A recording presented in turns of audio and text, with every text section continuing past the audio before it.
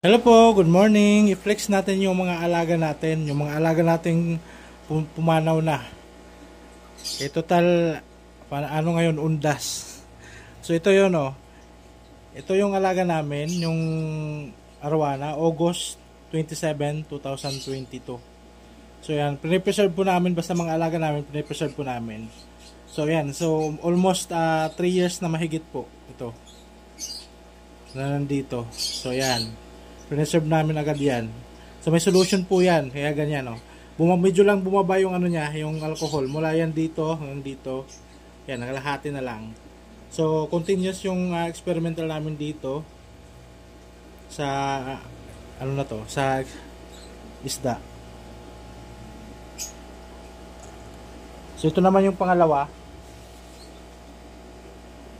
Yung pangalawa, yung koi fish namin. So magte 3 years na rin to, 2026 February. So namatay siya February 12, 2023. So ayan. So matagal ang deterioration niya pagka preserve nyo.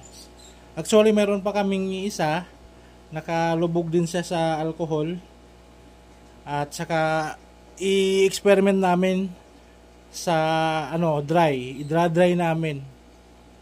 Pagka medyo mainit-init na kung ano ang magandang result. So yan po, so kung may mga alaga kayo, saka gusto nyo i-preserve, so pwede kayo mag-DIY lang sa inyo. Yan. So pwede nyo kayo mag-DIY.